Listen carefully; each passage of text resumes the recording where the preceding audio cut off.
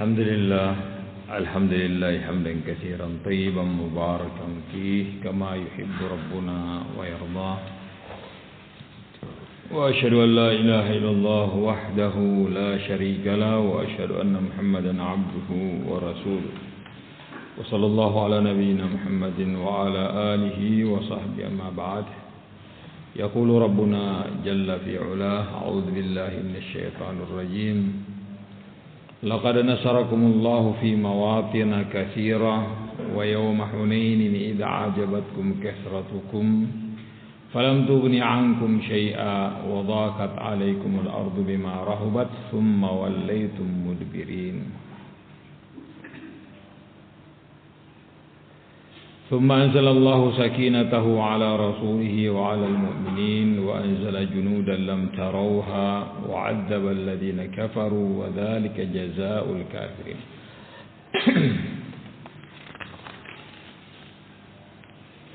Jawab yang dimuliakan oleh Allah Subhanahu wa taala di dua ayat ini, ayat yang ke 25 dan 25 dan 26 dari surah At-Taubah. Kata Allah Subhanahu wa taala, laqad nasarakumullahu fi mawatin katsirah. Sungguh Allah Subhanahu wa taala telah menolong kalian di banyak tempat dari peperangan yang kalian lakukan terhadap orang-orang kafir. Allah menolong kalian, Allah membantu, melindungi kalian. Baik. Wa yawma Hunain id a'jabatkum kathratukum, dan ketika perang Hunain ketika kalian takjub dengan banyaknya jumlah kalian. Allah ingatkan di sini di kejadian ini bahwa kemenangan bukan karena banyaknya pasukan, tapi lengkapnya persenjataan, terlatihnya prajurit, hebatnya panglima. Bukan. Tapi yang namanya kemenangan semata-mata karena pertolongan dan bantuan dari Allah Subhanahu wa taala. Baik. Setelah semua dijalankan asbabnya dan tawakal kepada Allah Subhanahu wa taala, maka pertolongan insyaallah akan datang. Baik. Sudah kita lewati barakallahu fikum peperangan dengan kisahnya.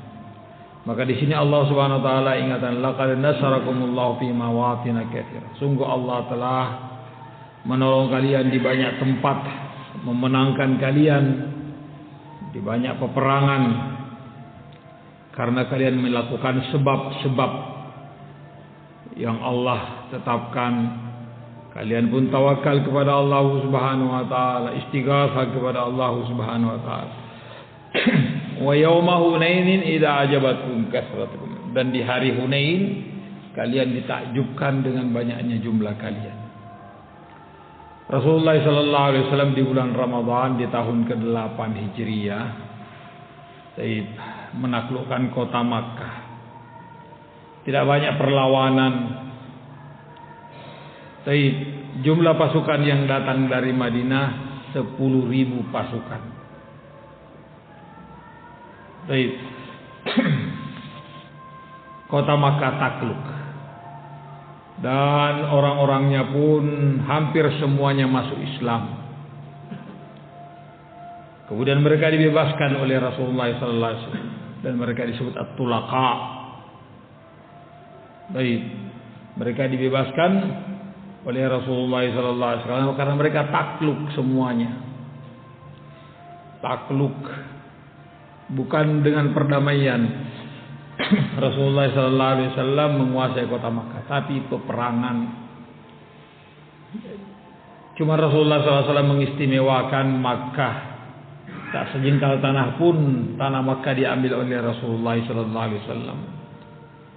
Dan semua yang masuk Islam dibebaskan oleh Rasulullah sallallahu alaihi wasallam.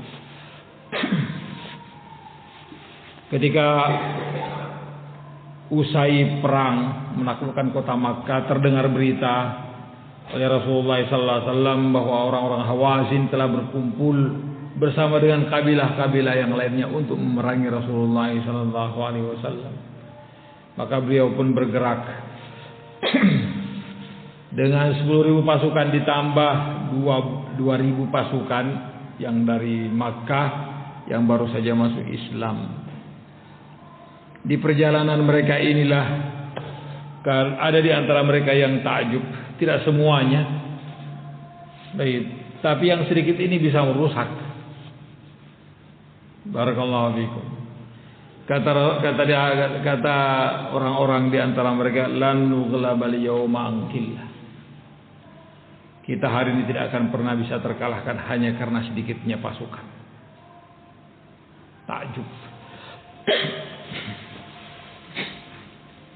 Merasa bahwa dengan jumlah yang banyak bisa mengalahkan pasukan bagaimanapun. Padahal Allah Subhanahu wa taala telah mengingatkan, kam min fi'atin qalilatin ghalabat fi'atan katsiratan biidznillah. Betapa banyak pasukan yang jumlahnya sedikit bisa mengalahkan pasukan yang jumlahnya lebih besar. Dan ini sudah mereka para sahabat lewati dalam kehidupan mereka, dalam peperangan-peperangan. Senantiasa jumlah mereka lebih sedikit, tapi menang terus. Baik. Lah sebagian mereka ini menganggap bahwa banyaknya jumlah itu lebih memungkinkan menang. Maka Allah ingatkan bahwa bukan jumlah yang menentukan, tapi semata-mata pertolongan dari Allah Subhanahu wa taala. Selama kalian bertauhid, selama kalian betul-betul menjalankan asbab untuk menang, setelah itu tawakal kepada Allah. Kata Allah, fa idza azamta fatawakkal 'ala Allah. Kalau sudah azam, kemudian tertata rapi, teratur sedemikian rupa, baik, maka tawakallah kepada Allah Subhanahu wa taala. Bukan dengan sombong, bukan dengan takabur. Pasukan yang begini biasanya ya kalah. La haula wa la quwwata illa billah. Akhirnya Rasulullah sallallahu alaihi wasallam dengan 12.000 pasukan ini berangkat menuju Hunain. Hunain adalah lembah antara kota Makkah dan kota Taif. Ternyata orang-orang Hawazin dan yang lainnya,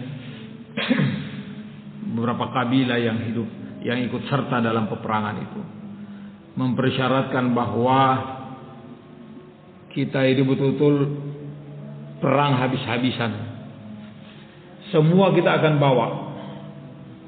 Anak istri kita bawa, harta benda kita bawa, ternak semuanya kita bawa. Sehingga tidak ada seorang pun boleh lari dari peperangan. Kalau mati habis sudah.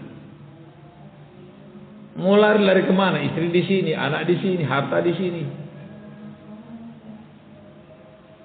Jadi mereka akhirnya habis-habisan. Semua harta mereka bawa serta, dengan harapan tak seorang pun di antara mereka lari. Tapi mereka telah memposisikan diri di lembah ini.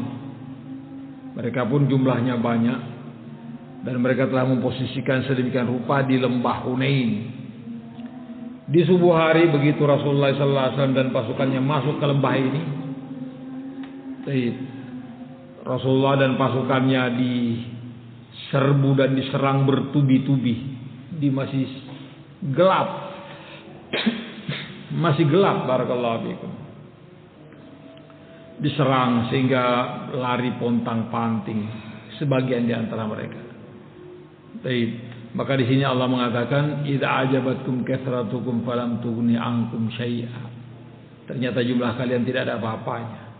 Wa dhaqat 'alaikumul ardu bima rahubat, dan terasa sempit oleh kalian dunia ini, padahal dunia ini sangatlah luas. Tsumma wallaitum mudbirin, kemudian kalian pun lari terbirit-birit.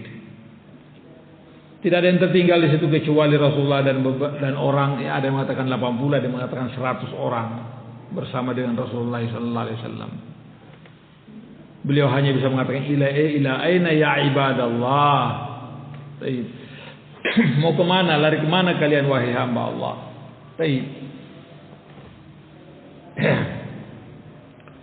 Kemudian Rasulullah sallallahu alaihi wasallam mengatakan, ilayya, ilayya, menuju aku kalian semuanya. Taib, ana nabiyyu la kadhib, ana ibnu Abdul Muttalib. Sayalah seorang nabi, tidak ada dusta yang aku ucapkan, dan aku adalah anaknya Abdul Muttalib. Kemudian Rasulullah sallallahu alaihi wasallam mengatakan kepada Al-Abbas, karena Abbas taib, yang memegang tali kekang kendaraan Rasulullah, di sebelah kanannya dan sebelah kirinya adalah Abu Sufyan taib bin Harith, sepupu Rasulullah sallallahu alaihi wasallam. Maka Rasulullah sallallahu alaihi wasallam perintahkan Al-Abbas untuk memanggil mereka. Karena Abbas memiliki suara yang sangat lantang, paman Rasulullah sallallahu alaihi wasallam. Dengan satu kali teriakan suaranya terdengar di mana-mana. Maka Abbas mengatakan dan memerintahkan dan memanggil, ya ashabas syajarah. Jadi yang pertama kali dipanggil adalah ya ashabas syajarah, orang yang dulunya pernah berbaiat ke Rasulullah sallallahu alaihi wasallam dari kalangan Muhajirin dan Ansar, berbaiat untuk siap mati dan tidak akan lari dari peperangan. Maka serta mereka pun ketika mendengar panggilan ini tidak pikir panjang-panjang, langsung balik menuju Rasulullah sallallahu alaihi wasallam. Mereka sambil mengatakan labbaik, labbaik, kami memenuhi panggilan, kami memenuhi panggilan. Dalam keadaan berlari mereka langsung balik. Jika sekiranya kendaraan mereka tidak mau balik, kalau sudah ditarik-tarik ke belakang karena kaget, barakallahu kan tadi diserang bertubi-tubi, langsung lari. Dan semua pada lari. Jadi begitu mereka dipanggil, mereka berusaha untuk mengembalikan kendaraan mereka. Kalau kendaraan mereka mau ikut, maka alhamdulillah. Tapi kalau kendaraannya mereka sudah tidak mau lagi, mereka yang turun dari kendaraan dan balik bergabung dengan Rasulullah sallallahu alaihi wasallam.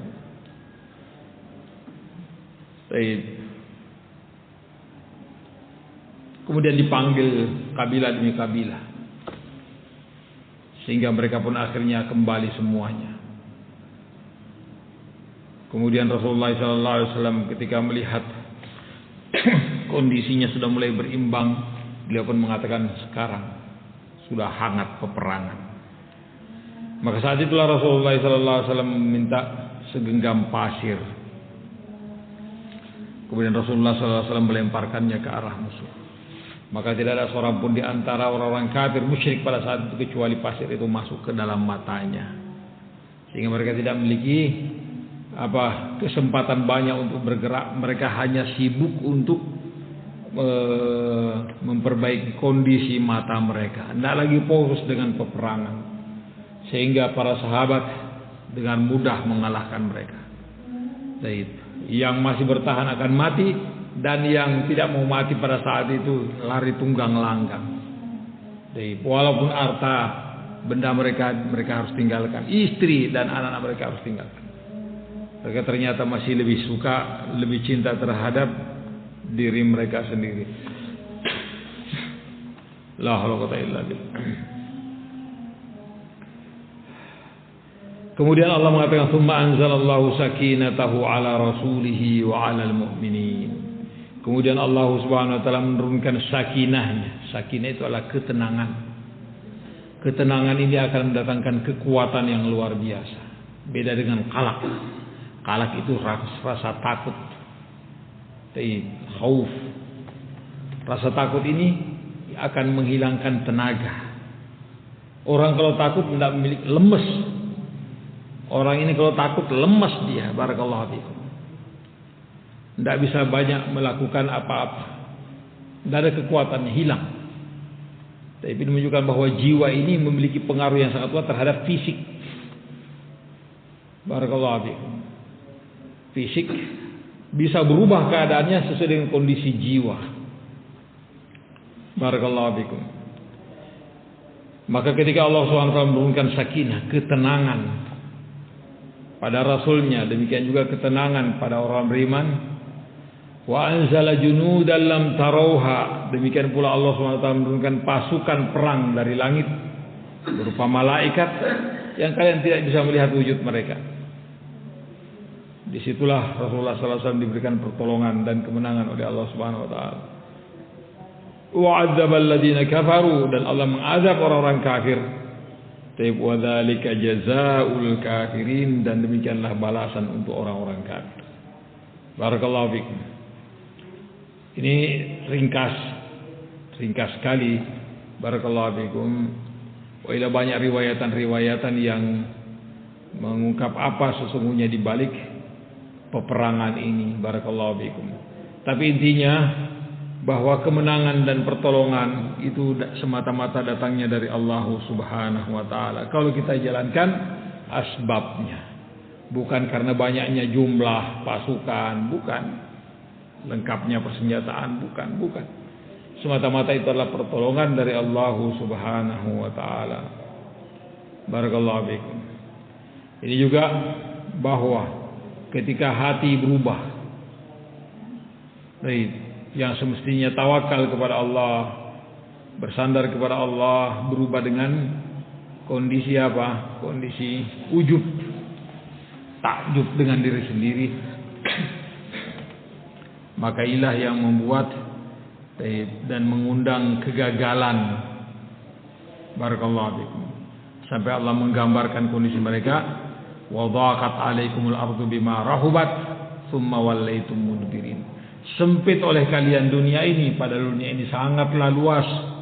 Tsumma wallaitum mudbirin, dan kalian pun lari tunggang langgang meninggalkan peperangan. Nanti setelah kalian dipanggil oleh Rasulullah sallallahu alaihi wasallam, barulah kalian kembali.